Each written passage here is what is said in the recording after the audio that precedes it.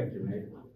Well, thank you guys for having me today. And so my name is AJ Foster. I'm a technical agronomist with ICL.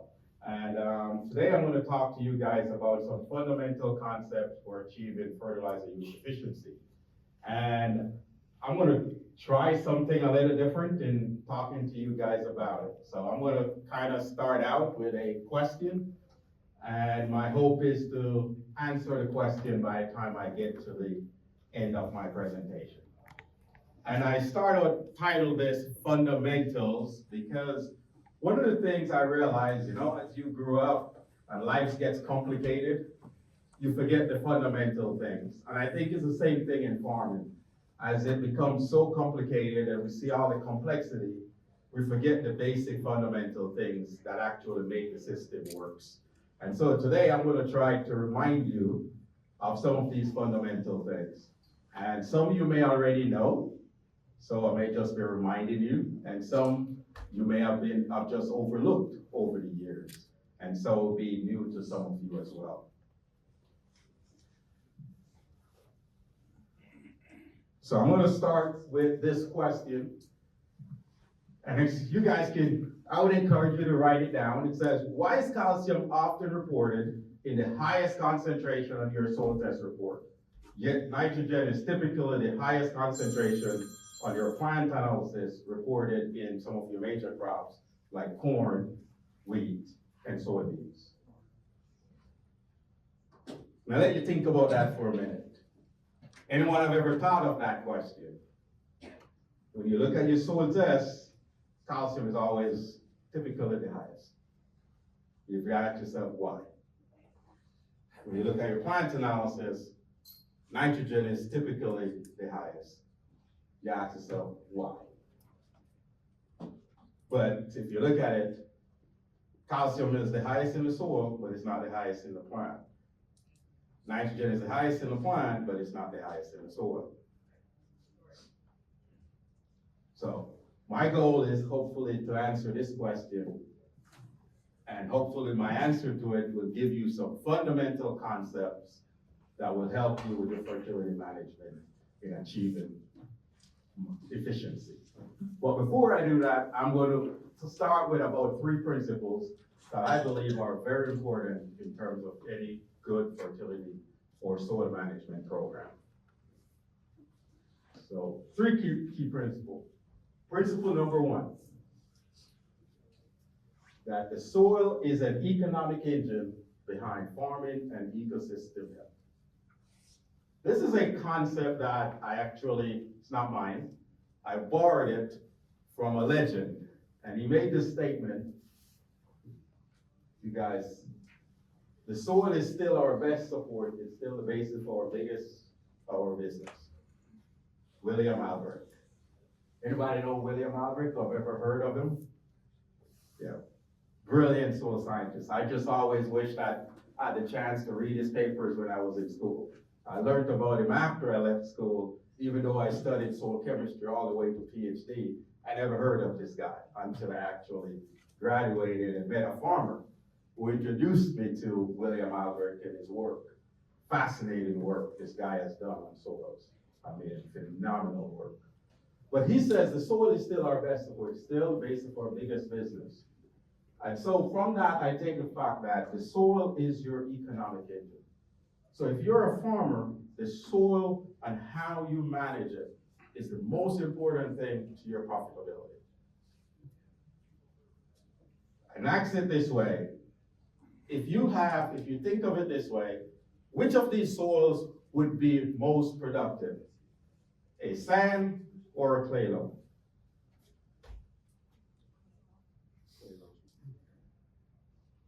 Clay loam. Who agrees? Clay loam or sand? Clay? Okay. It depends. It depends. If I ask you though, because think of it this way, okay, another way to ask a question, when you hear somebody makes 500 bushel corn, what type of soil are they typically on?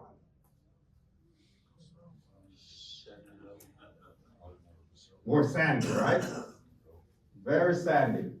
The difference is, if we think of what's the potential on a sandy soil versus, think of a sand like you could be growing hydroponics, really. It's all about how much you put into it. How much you fertilize, how much you water. So the potential to produce on a sand is, we don't know. It all depends on how much you put into it and the environment. What's the difference with a clay loam? There's some capacity to a clay loam, think of it. How much nutrients it holds, how much water it holds. And I know why you guys do say clay loam. But if you think of it this way, I said productivity. If you say which one can be more profitable, that's a different question. Which one can be more productive? Sand is. Because you can, how much money am I going to spend and fertilize and do it? I can make it produce. But will it be profitable? Which one can be more profitable? A clay loam or a silt loam does have potential to be a lot more profitable because there's a lot more provided by the soil than what you would be provided by a sandy soil. So you have the potential to be more profitable. And that's why it's so important to understand that your soil is the economic engine. Because with a clay loam or a silt loam, you want to understand how much should you put in. Because I don't want to put in more than I need to put in to maximize it, the productivity in terms of yield. So that's one thing to think about, the soil as a economic engine in terms of your decision making. Principle number 2, regional soil differences. This is when I remember when I first went to Washington State and I was working with growers, working with a processor. One of the things we always do was we rank the growers every year. So all the growers, we collect their data and we rank them. And I remember I was visiting with one grower and he says, I want to make 45-ton potatoes like the highest yielding guys. And I said, you're not going to make 45 tons. Your region, highest yield is about 34 or 35. But the difference is, he's looking at, because we're comparing across the whole company. So he's looking at other guys in a different region making 45.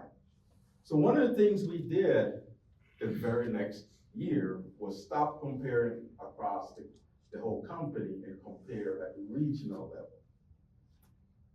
What that did, it actually changed those growers' management. Because now they know, because if I'm fertilizing for 45 tons in a region that I'm only going to make it 35, what's my profitability looks like? Versus if I'm fertilizing for 35. There's a difference in your profitability in that sense. So what you want to look at is regional differences. And that's the importance of this conference that they has here, focus on desert soils and desert conditions. So this is a study that was done looking at soil health parameters. And this is, and looking at it, they compare the Northeast, the Mid-Atlantic, and the Midwest. But we all know the Midwest soils are more productive. But when you look at it from a soil health parameters, the Midwest soils would be considered not as healthy. But we all know they're more productive. So that's the difference when looking at soil or looking at from a general standpoint rather than from a regional standpoint. Because when you look at it regionally, because you got similar weather, similar conditions, that allows you for a much better and a much fairer comparison. So that's principle number 2, is want to look at it, so you want to compare and look at stuff more regionally. And that's the big advantage of having regional meetings, regional conversation with what some of those practices are. Principle number 3, soil and plant nutrient monitoring. And soil testing and plant testing is a foundational part of any soil and fertility management program. And that is because management is measurement. How are you going to improve your management? You got to measure. And this is one of my favorite statements I like to make, is this. If you can't measure it, you can't manage it. And if you can't manage it, you can't change it. And if you can't change it, you can't improve it. And if you can't improve it, you can't create something new. But it all starts with management. One of the struggles we have, most growers, when it comes to plant and soil analysis, is poor correlation between yield and performance. So a lot of times you ask growers, do you did a soil test? Yeah, but it's somewhere in the truck, somewhere. Because their confidence is low. Because of the correlation that they typically see between the soil test and performance. But a lot of times, so you find what you see a lot of times, growers will go, okay, it's the lab fault, so I'm just gonna go to another lab. But most times, what a grower needs to do sometimes is frequency. Sometimes you may need to sample more frequently to see trends. So if you sample every 2 years, or sample, if you're not seeing data, you start to look for more trends by sampling more frequently. So that's one way to increase your confidence, is rather than looking at the numbers, is start looking for trends over time. So you increase the frequency. The next thing is to also focus on the lab, make sure you understand the methodology that the labs are using. So if you send to one lab, and then you send to another lab, it doesn't mean they're using the same methodology and same extraction. So it's always good to stay with one lab over a period and track the trends so you can actually see differences or changes over time. Another thing is, most times we tend to use soil tests to look for something bad. So we're doing it to see what's wrong. Soil test is plant analysis are also good to tell you what's going right. So you don't want to just use it to figure out what's wrong, you also want to use it to figure out what's right. So the difference is, it's not just to figure out when I have a problem, but also to figure out what am I doing right. And so soil test is as well as plant test, I believe there should be a combination of both. The difference is, because we like to say a plant analysis is like going to school and never get if you go to school and never get an exam, you don't know how well you're doing. So the plant analysis is like the exam of your soil testing and soil management program. Because yes, you may have the nutrients there and you're doing a good job fertilizing, but are you getting it into the plant? That's, in the end, you gotta figure out how much and how am I getting those nutrients into the plant. So that's a good combination to look at, and look at the trends over time. It's not just a one-time snapshot in time, but you wanna be able to look at the trends over time. And that's good. The power of soil and measurement is being able to look at trends. Think of it this way, most of us, we invest our retirement on everything in the stock market, right? But the stock market operates on trends. That's what it operates on. That's the power of trends. We trust our lives investment to trends. Why not trust our soil testing and measurements to trends, and collect and look at the frequency to look at trends over time?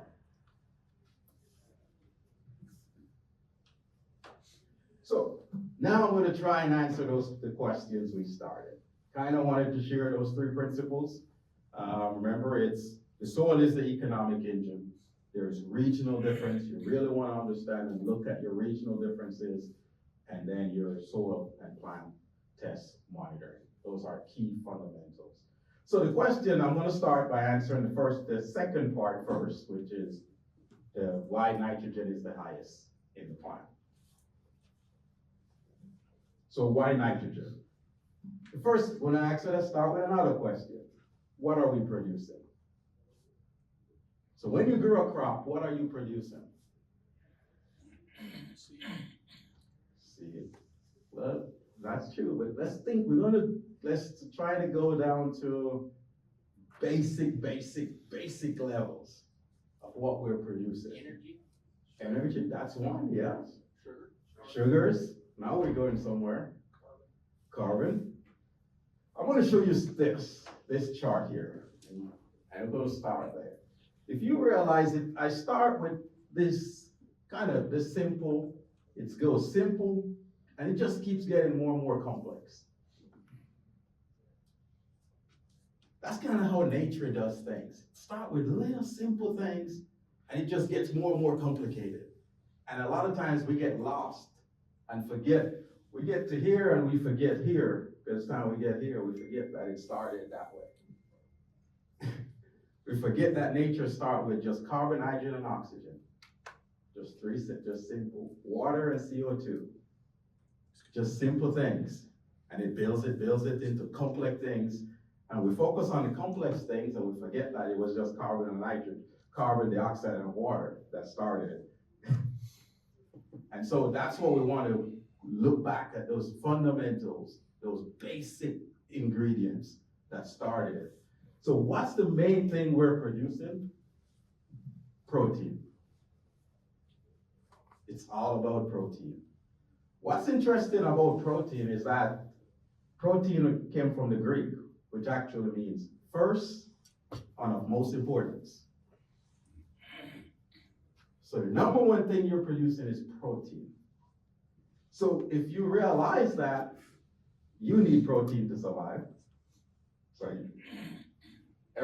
we all need protein. Animals need protein. Insects need protein. The bacteria and pathogens that destroy your crop needs protein. What are they really seeking for? Everybody's looking for protein. That's the number one thing we're looking for, protein.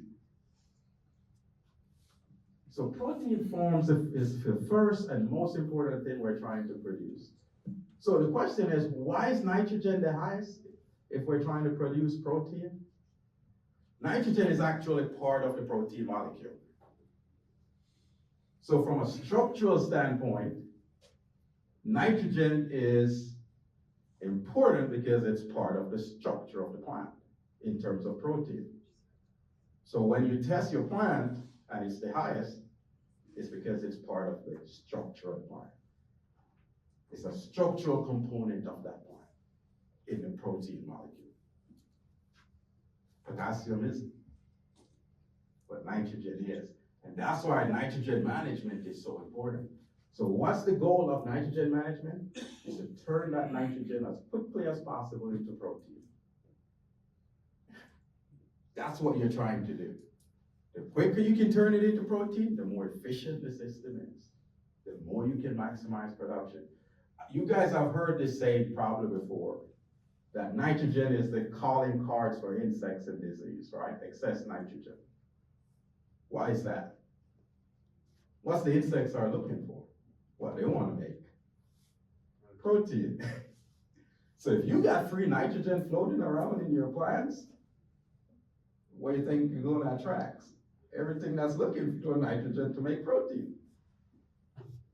So the quicker you can turn that nitrogen into protein and not have free nitrogen floating around, the healthier that plant's going to be, and the more resilient that plant is to fight off disease, pests,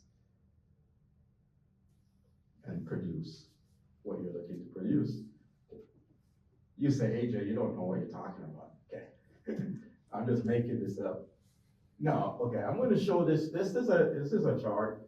I think I took this from one of William Albert's papers.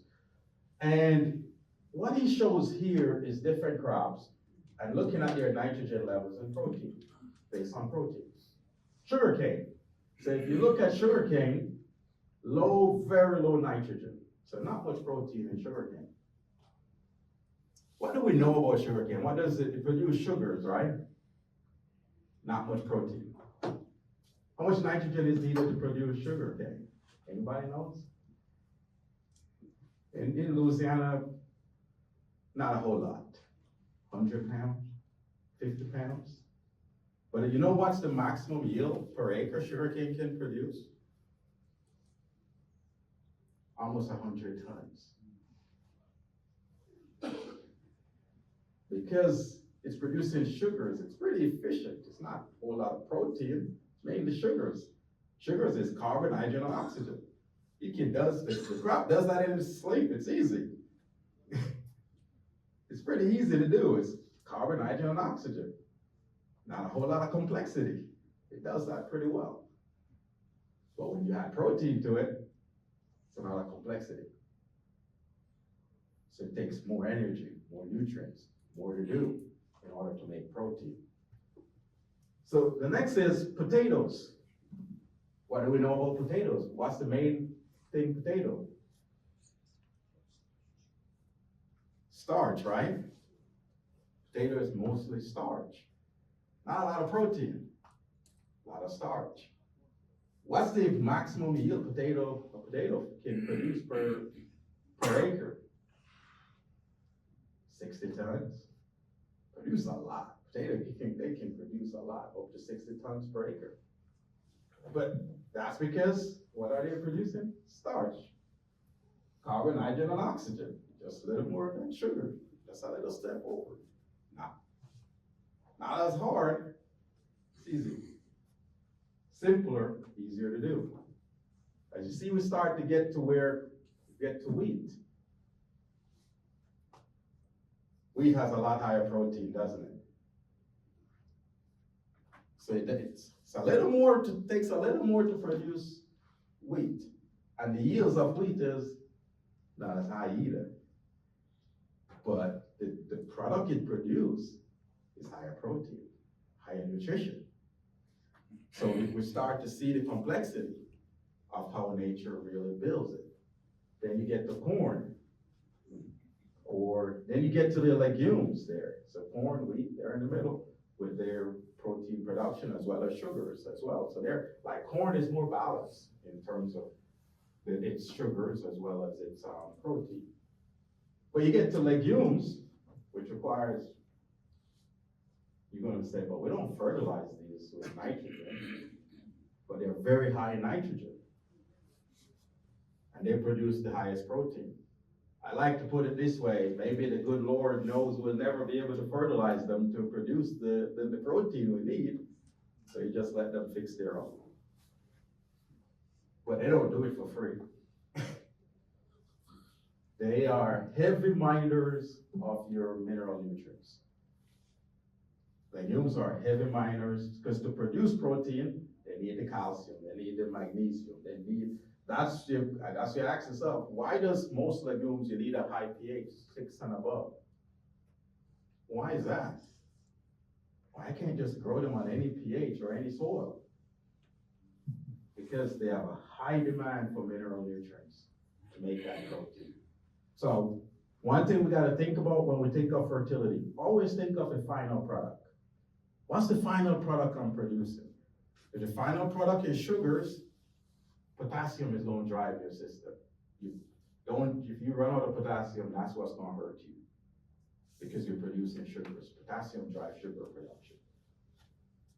If you're producing protein, everything, your calcium, your mineral nutrients, so you cannot run short. But nitrogen is the bigger piece, sulfur is a big piece, but all of those nutrients, the calcium, the mag, maintaining those are all important for protein production.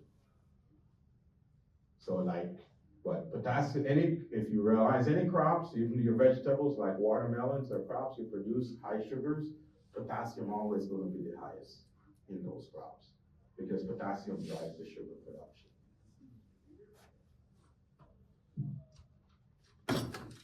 So, did I answer the first question? The second part of the first question. Why nitrogen is the highest? Did we answer that?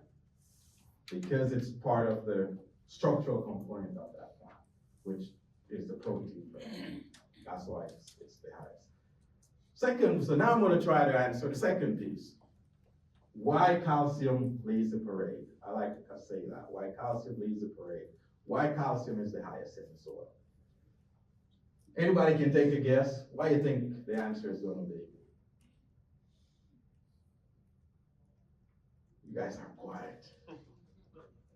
So let's start with this. Calcium is the index of soil classification. And I say this, and I like to say, just think of a map of the United States. and you start to think of the West Coast going to the East Coast. Or it's probably easier, think of Kansas. Western Kansas going to Eastern Kansas. What's the big difference in rainfall? It's a huge difference in rainfall moving from west to east. And what's the difference in the soil and the soil pH as you move from Western Kansas to Eastern Kansas? It decreases, which is exactly what this chart is showing. So a slide here has to do with rainfall. That slide, moderate and high rainfall. And the charts there, that's phosphorus. So phosphorus doesn't really change that much. But this is your calcium based on rainfall. And that's your potassium. That's how much you lose these nutrients just by rainfall. So calcium is such an important part of the soil, but as it moves with rainfall, you're losing it. And when you lose it, your pH is dropping. And so not only that your pH is dropping, but what we got to think about is, what does calcium actually do in the system? And what's the important part of it in the soil system? So when we lose it, what happens to our soil? If we're moving, and so if we look at crops, let's say as you move from west to east, how does the cropping system changes? You go to the East Coast, there's a lot of big trees over there. A lot of big trees. Not a whole lot of, they don't grow a lot of the type of crops you guys grow over here. But they got a lot of pastures and they got a lot of trees. There's something else happening over there in terms of their soil ability to provide nutrients and to support in terms of high productivity. Compared to, a good way to look at it, I go to West Africa periodically, and if you ever go to West Africa, and you will see a cow is on green pastures, lush green pastures, and you still can see their ribs. I came to Kansas, and I see cows on brown pastures, there's nothing, it's dead, and they're big as ever. What's going on? What's the difference? There's a thing called nutrient density. The nutrient density, because you got higher minerals, calcium. The calcium that's really helping that system. Because we like to say calcium is a chopper of nutrients. When you have good calcium and good available calcium, you're going to get better nutrient movement in the system. And that's a big part of it. Here are just provide a list of some soluble available calcium. So you got, when you think of nutrients, and I always say, think of solubility. Most times, different nutrients, it's about the solubility. The more soluble it is, more available for uptake by the plant and in the system. So if you're looking at calcium nitrate would be your most soluble source. And so when you use it, you're getting a soluble source of calcium in the system, and you can use a lot lower rate because it is so soluble. Calcium chloride. Then you got polysulfate, and then you got gypsum, and then you got calcium carbonate, which is your lime. Typically, when you buy lime, and your lime based on fineness, right? There's an efficiency factor which is based on the fineness, and that's also the reason behind liquid lime is trying to get a much more soluble lime, so they'll tell you can use lower rate. It's more soluble. So the reaction is quicker, and you get in the benefit much more readily because of the solubility. So that's really what lime is by itself is not that soluble. But the finer you make it, the more soluble it becomes. And that's a lot of times, that's what we're trying to do predominantly with fertilizer, is enhance their solubility. So we try to add things to it to make it more soluble. That's what really we try to do all the time. The more soluble you can use less, the more efficient it becomes. And that's most of the improvement we're making to fertilizer is enhancing their solubility. And so if you get more soluble products, it gonna gives you more flexibility in timing and how you can use that product, that fertilizer product. This is some work we have done with polysulfate, which looks at it as a soil amendment. And I just kind of added this in at the last minute, where it's compared, a lot of times when you're applying more calcium salt products, a lot of times you're thinking of displacing sodium if you have high sodium soils, especially if you typically use gypsum or you're using those amendments as a means of reducing the sodium and the sodium in the soil. And so this is some work that looks at all the calcium and some sulfuric acid, because that's a pH base. All those actually reduces the salts, the sodium salts. But poly at about 1,000 pounds had some significant impact on reducing that, and it's the high rates of it and the solubility of it. It's just a little bit more soluble than gypsum. So because of that, it does perform much better because of the salt. Doesn't mean over time, gypsum will, because it's going to break down just as well. It's just that the poly is more soluble, it's going to be quicker in its performance.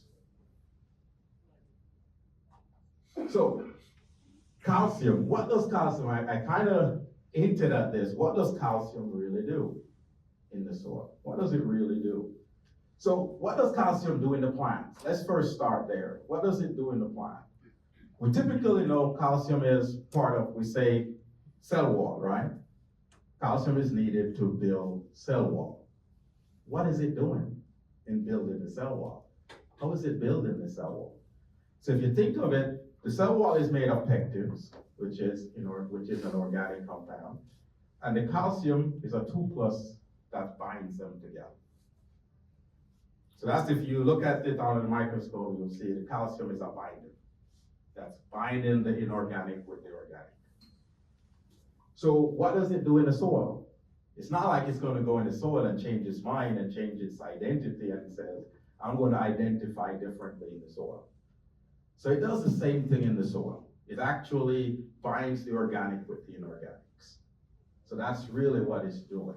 So when we look at NRCS, and when we talk about soil health principles to support high functioning soils, we have 4 key things. We got to maximize living roots, we got minimize disturbance, we got maximize diversity, and we got maximize soil cover. What's the goal? The goal is we want to feed the microbes and we want to protect aggregates. That's what we're trying to do. To feed microbes, protect aggregates. But to protect aggregates, we got to build them first. Okay. To build aggregates, and this is a study that looked at humic acids, and when you add free calcium in, because what calcium does, it binds the organic with the inorganic, it starts to bind and create those aggregates. So that's how you really create the aggregates, is having free calcium in the soil. That's binding the organic with the inorganic to create the aggregates. And then when you start doing these stuff, you protect those aggregates. But first you gotta create them.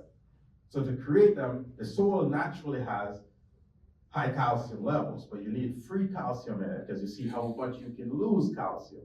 So having free calcium in the system allows you to create aggregates. And that's what's binding the organic with the inorganic. So if you realize you can grow cover crops and you create and bring in organic matter in, but if you stop growing for a while, you gotta keep doing it. You realize the improvement doesn't, you kind of go back for a while. You didn't see it sustain because you got aggregates, but they're not stable. But when you have free calcium, it binds it, because now it's binding together the inorganic with the organic, and that's what's giving you stable aggregates and improving the soil. So what's the benefit of aggregation in your soil? Better infiltration. So when you got good aggregation, you're going to get better infiltration of air and water.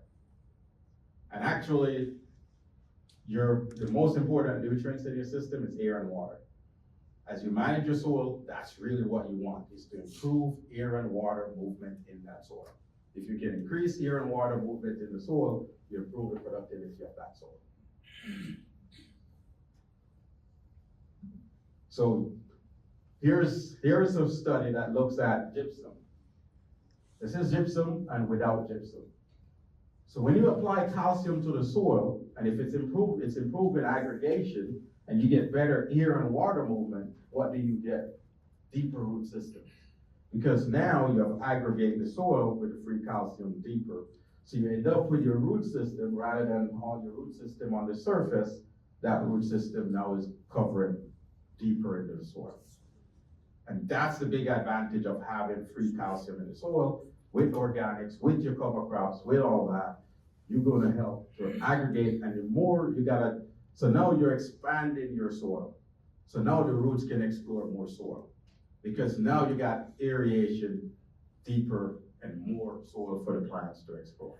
So a lot of times you hear calcium to magnesium ratio. That's really what it's all about. It's really about how do you aerate the soil, because you want to aerate that soil for better air and water movement.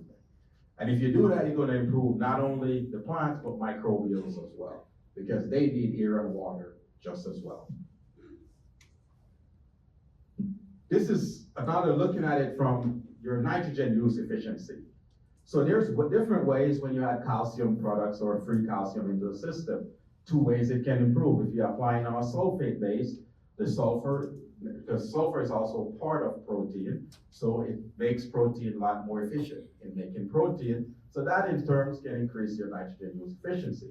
But when you have free calcium, again, you're enhancing how much that soil that root is exploring, because you got better air and water movement.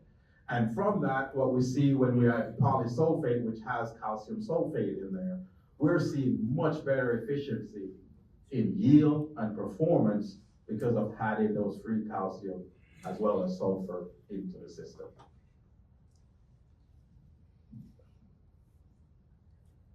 And this is potassium as well. Increasing potassium, how does it do it? It's kind of same thing. How does potassium get in the plant? Potassium goes in the plant by diffusion. So if it gets in by diffusion, you want to explore more soil. So if you're able to improve the air and water movement in that soil, where the roots, because roots only go where air and water is. So if that's why if you look at ever seen like one of these, you have tornadoes here, and you see one of these big trees topple over, and you look at the roots, and it's like, I thought the roots would be a lot deeper, but they're all on the surface. Why is that? Because the roots ain't going where there's no air. They gotta breathe, so they're where air is. It's about air and water movement. And so, same concept, if you want to explore more nutrients, you want to increase that soil ability for air and water movement at a deeper depth in that soil. And that's what you're trying to do with nutrients like calcium. So we see that, like with poly, when we add poly, we're seeing greater efficiency in potassium, because again, we're adding those free. There's two things can be happening there. One, you add calcium 2+. What does that do? It will exchange and bring more potassium into solution. The next is also having free calcium is aggregating and also helping that air and water movement in your soil. So, in terms of answering that question, why calcium is the highest, is because calcium is also part of the structural component of the soil. That's why it's the highest. It's important, it's part of the structural component of that soil. And it's important for the aggregation of that soil. That's what it's needed for, is to aggregate the soil. So you want to have free calcium in the soil to aggregate. But calcium is a nutrient you can lose with water, with rainfall. Last thing I want to talk about pretty quickly is why you need acidity. And I put this in because predominantly in this area, most of you guys have high pH soils, as well as your water, you have hard water. So why do you need acidity? So acidity is very important, because acidity, I like to say, is the currency that operates in the soil. So in the soil economy, if we think of a soil as an economy, the difference is hydrogen is the money. So hydrogen is money. So it's like in that soil you got calcium, magnesium, and so it's like hydrogen says, you have hydrogen, it exchanges. Says, here's 2 hydrogen, gives me 2 calcium. Here's 1 hydrogen, gives me 1 potassium. That's really what's happening. is hydrogen is the currency in the soil. So if you look at the pH chart over here, where most nutrients are available is always slightly acidic. Around 6.8 is kind of where the sweet spot is. Just enough hydrogen to start the exchange going. So if you think of it this way, if you go too acidic, it's like having a lot of hydrogen, you got a lot of money but nothing to buy. That's what happens when you become too acidic. If you're too alkaline, what's happening is you have a lot to buy, but you got no money. So you got a lot of calcium, you got a lot of nutrients. So for you guys, you are in a situation, you have a lot of nutrients, but you don't have the hydrogen to buy it. So first you need the hydrogen in the system to make nutrients available and to start the exchange. So how do you, even, and I talked a little bit on soil tests to explain that. But your soil will always look like your water. So if you're putting on high bicarbonate water, high pH water, it's just a matter of time before your soil looks exactly the same. If you go, just as we showed earlier, you're on the east side where you get a lot of rain, rain is acidic. So it's just a matter of time before you see your soil would also reflect that, unless you're on a calcium base bed or soil base, calcareous type soil.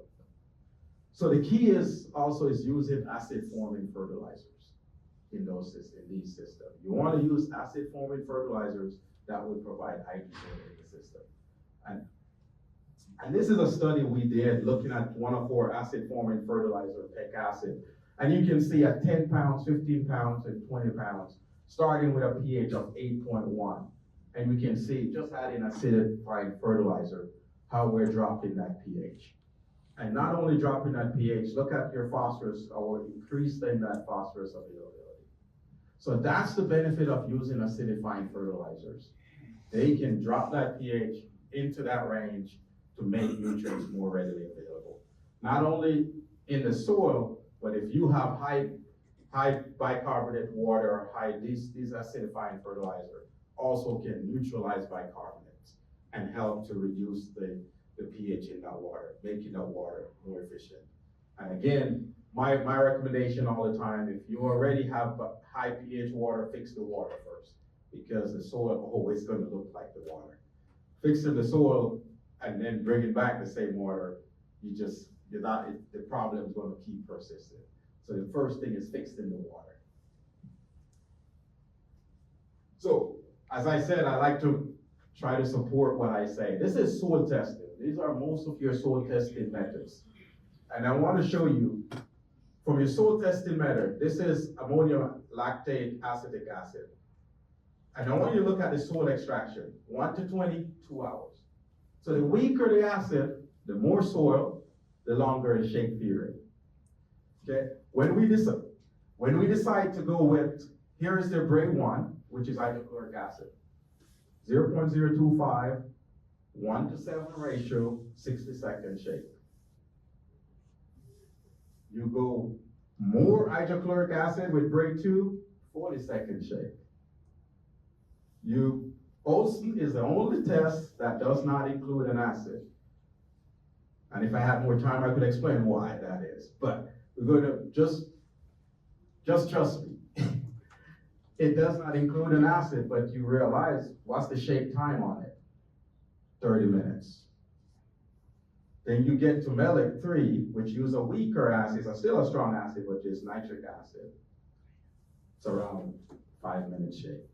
That's so important. We know how acidity is in the soil in order to make nutrients available. So even our soil testing methods are designed for using acid to extract the nutrients from the soil. Because it's the acidity that makes the system works.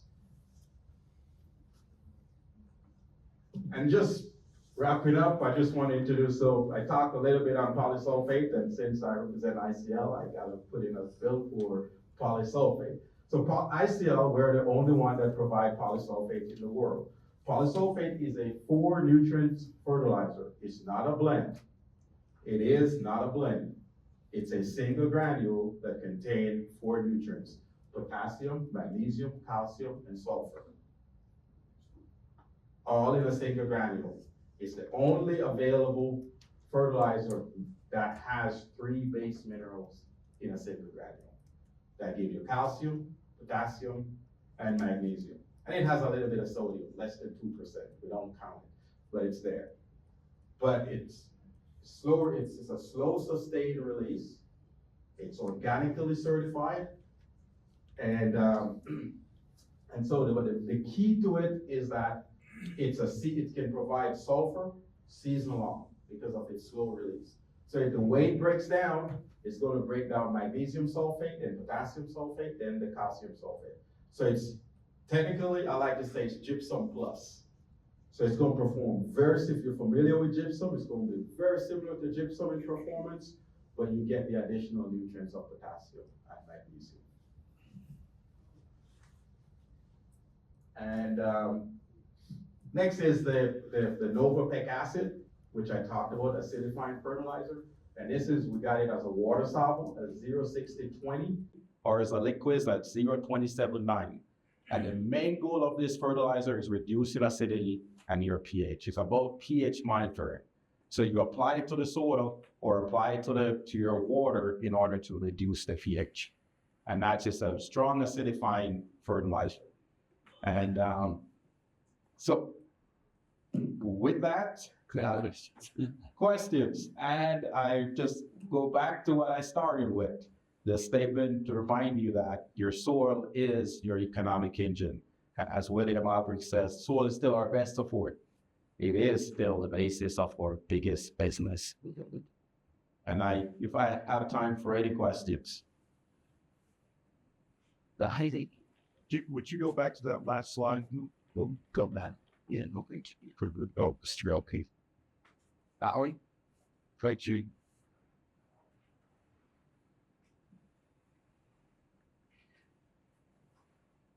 In the meantime, don't think AJ's going to run away just yet. So he's going to be outside. We're going to take a break. And then about 10, 15 minutes, we'll come back for Keating. Going to do the see and spray. Part of their deal is going to be in here. Part of their deal is going to be out at the sprayer. So if you guys want to straight legs, get coffee and donuts in the back, we'll be back here.